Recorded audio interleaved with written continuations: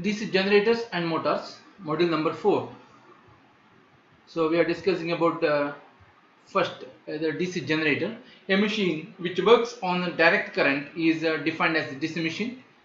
DC machines are of two types. One is DC generator, second one is DC motor. First we will see about DC generator. In construction, DC generator and motor are same. What are the main parts of this DC machine now? So totally DC generator or motor, we can call it as a DC machine. So what are the now main parts of DC machine? One is yoke, second one is field system, third one is we can call it as coil arrangements or armature conductors. Next is commutator, and the last one we can call it as brushes. Yoke. So this is the outer part of the machine is called yoke that you can observe here that protects the entire machine is called yoke. It serves the purpose of outermost cover of DC machine so that the insulating materials get protected from harmful atmospheric elements like moisture, dust and various gases like sulfur dioxide, acidic fumes, etc. It provides mechanical support to the poles. Definitely, because it's the outermost cover of the DC machine, so it provides mechanical support. It forms a part of the magnetic circuit. It provides a path of row reluctance for magnetic flux. The row reluctance path is important to avoid wastage of power to provide same flux. So when fluxes are moving around inside the machine, so this yoke will provide a low reluctance path for the movement of flux. Low reluctance in the sense it provides minimum resistance for the flow of flux, which is very much essential here. Large current and hence the power is necessary if the path is of high reluctance.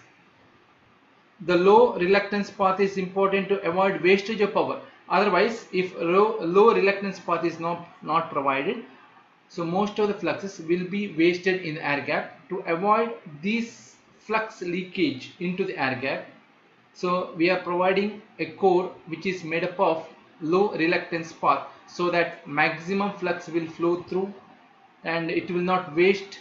And if fluxes are not wasting, EMF produced, the amount of EMF produced will also be increased. Choice of material.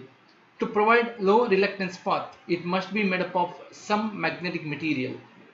It is prepared by using cast iron because it is very cheapest. For large machines, rolled steel, cast steel, silicon steel is used, which provides high permeability. So that is very important. Low reluctance and high permeability. So these are the main features of the yoke. So high permeability in the sense it will allow for the flow of flux. The low reluctance and gives good mechanical strength, as yoke does not need any machining or good finishing as it is very rough. So casting is the best method of construction of yoke. So we don't require that much good finishing of this outermost part of the yoke. We want the machine to be protected.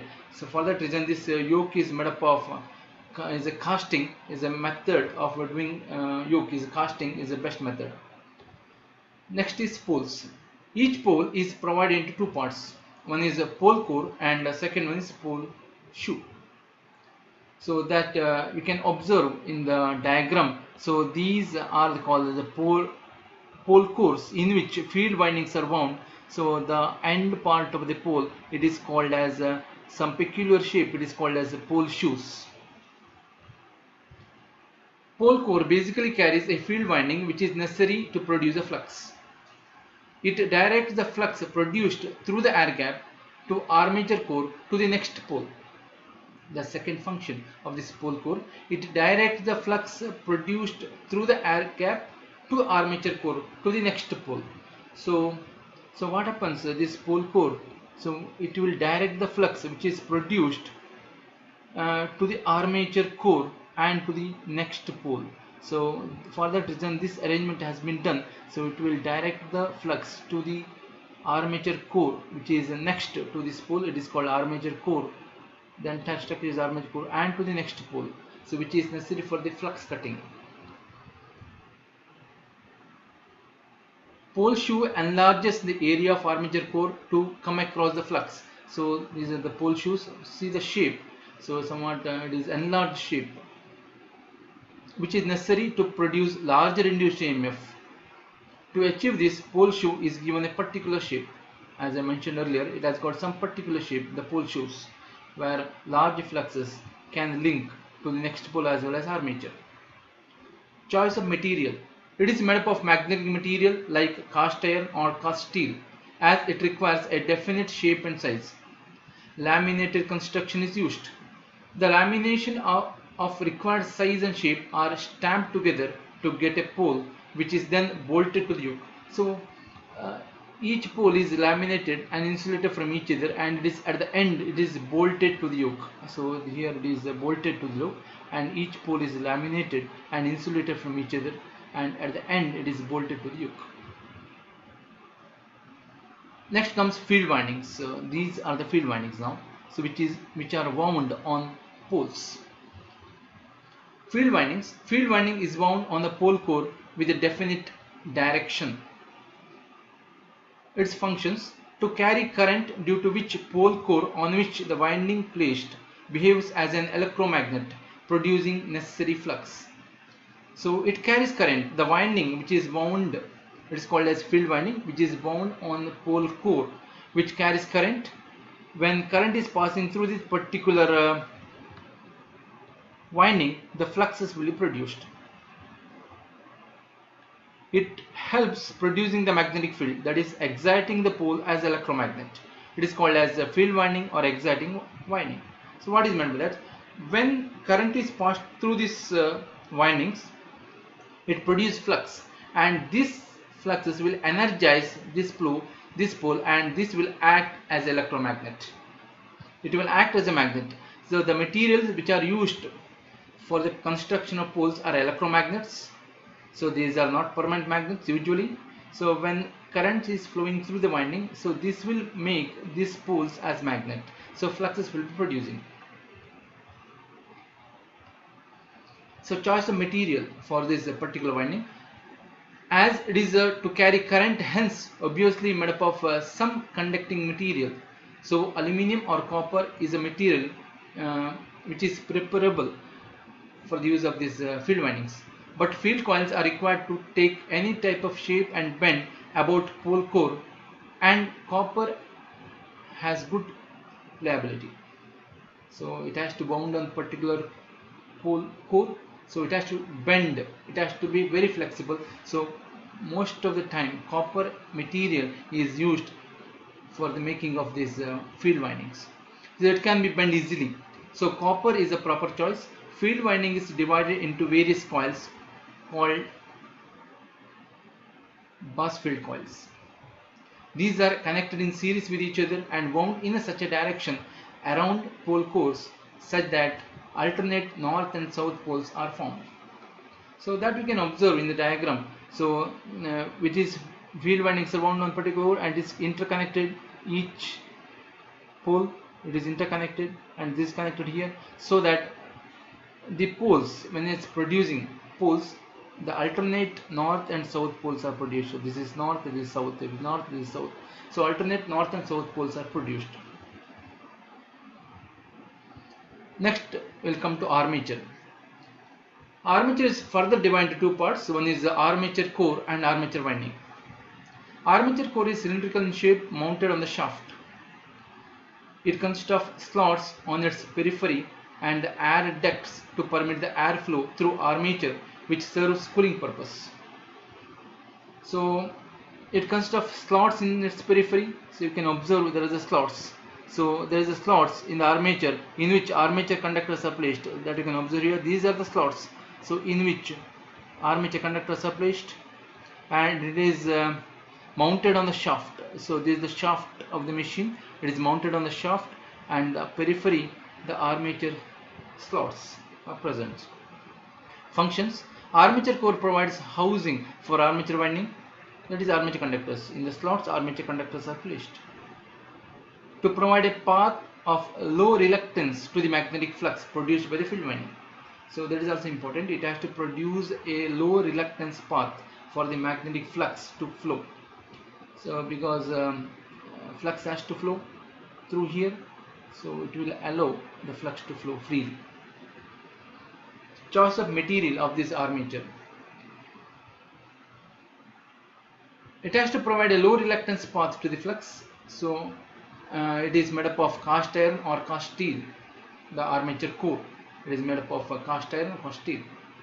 It is made up of laminated construction to keep eddy current loss as low as possible. So this core is made up of very thin laminated, and it has laminated construction, so it is very thin. Once again, it is staggered, it is laminated to minimize eddy current loss. A single circular lamination is used for the construction of the armature core. So that you can see here, a single circular lamination is used for the construction of this armature core. Armature winding. It is nothing but the interconnection of the armature conductors, where armature slots are there in which armature windings are placed. So armature windings are placed, that you can observe armature conductors or armature windings. So windings are carrying current, so it is called as armature conductors. Placed in the slots provided on the armature core periphery. When the armature is rotated, in the case of generator, magnetic flux gets cut by the armature conductors and EMF gets induced in them. So if we go back and see, so these are the armature conductors. When these are rotated, the armature conductors are rotated by external force. The flux produced by these poles, it will be cut by conductors, and EMF will be get induced in the armature conductors.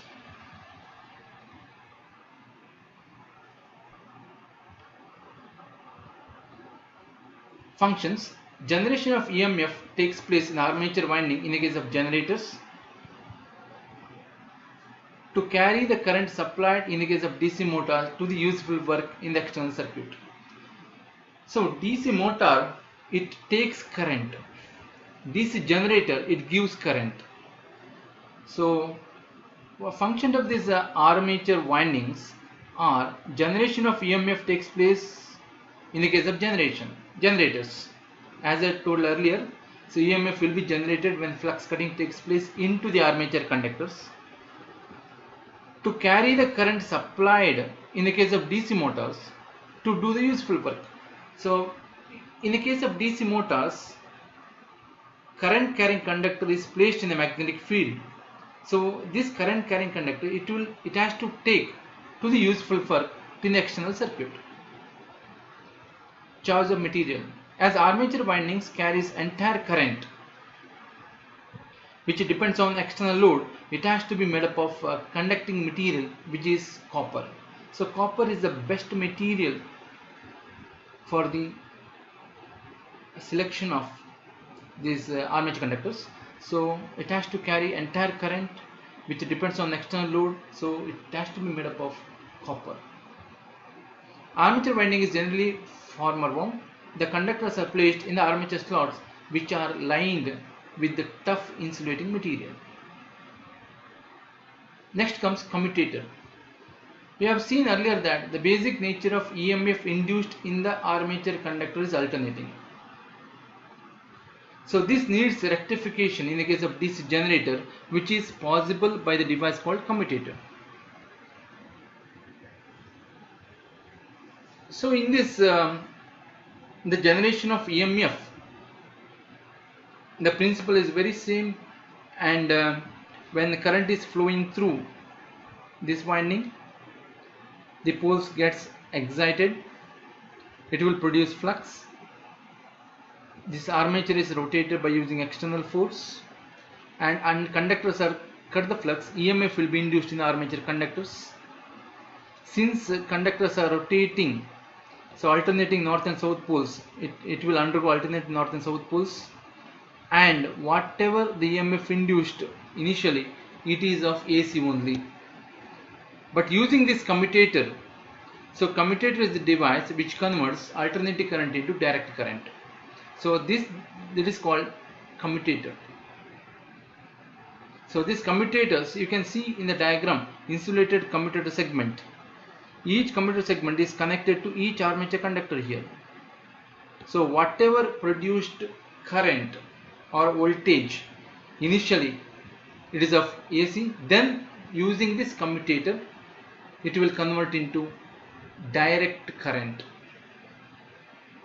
The functions of this commutator: to facilitate the collection of current from the armature conductors, to convert internally developed alternating EMF into unidirectional.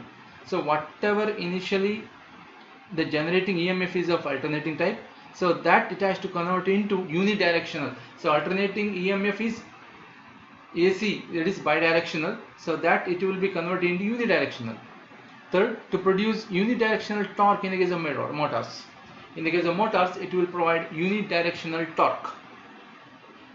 Choice of material for this commutator: as it collects current from armature, it is also made up of copper segments.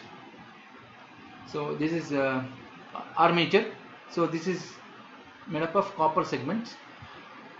It is cylindrical in shape and is made up of wedge shaped segments of hard drawn high conductivity copper. Those segments are insulated from each other by thin layer of mica. So these segments, even if it has been shown it is attached to each other, but it is insulated from each other. So each segment of this commutator is insulated from each other. They are not directly in contact, they are insulated from each other by thin layer of mica. Each commutator segment is connected to the armature conductor by means of a copper lug or strip. So this is each commutator segment is connected to the armature conductor by lugs or strip, as shown in the diagram. Next, brushes and brush gear. Brushes are stationary and resting on the surface of the commutator. So these brushes are resting on the surface of the commutator. The functions of these brushes: to collect current from commutator and make it available to stationary external circuit. So it will collect current from the commutator and it will give current to the external circuit. Choice of material: brushes are normally made up of soft material like carbon. So these are rectangular in shape. These are housed in brush holders. Brushes are kept in brush holders which are usually of box type. The brushes are made to press the commutator surface by means of spring. So these are connected to the commutator by means of spring whose tension can be adjusted with the help of a lever. A flexible copper conductor called pigtail is used to connect the brush to the external circuit. So these brushes are connected to the commutator by means of spring, and a flexible copper conductor called pigtail is used to connect the brush to the external circuit. Next, bearings. Ball bearings are usually used as they are more reliable. For heavy duty machines, roller bearings are preferred.